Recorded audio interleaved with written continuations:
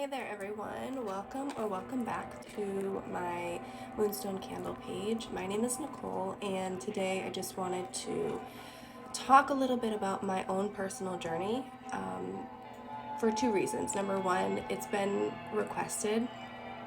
Some people are interested in knowing my own personal journey, perhaps because they follow me and they kind of just want to get to know me a little bit more and build that trust, but also because I think that it can help others who are going through a similar journey and kind of help them to feel like they're not alone or give them a little bit of direction.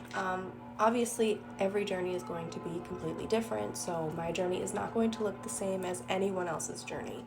But I did want to talk about how I got into the spirituality and the witchcraft and the tarot and all that stuff. So let's get started.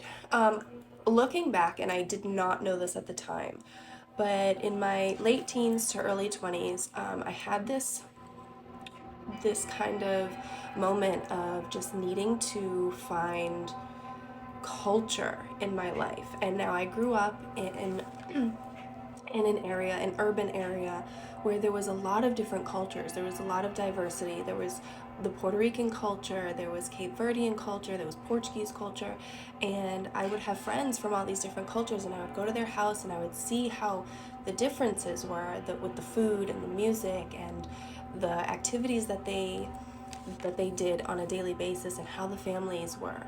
And it was so different from my own American culture, my own, coming from a white family.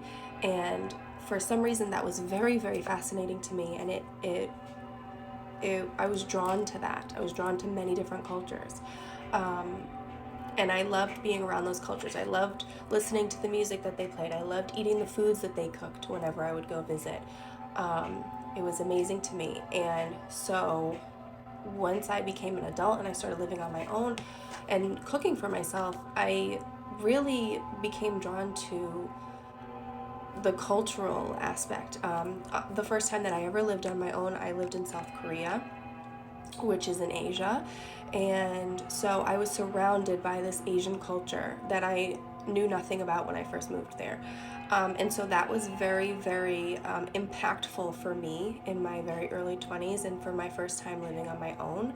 And so a thirst and an interest and a search for my own culture is kind of the first step that I think got me onto this path. And I'm going to tell you in part two how that happened.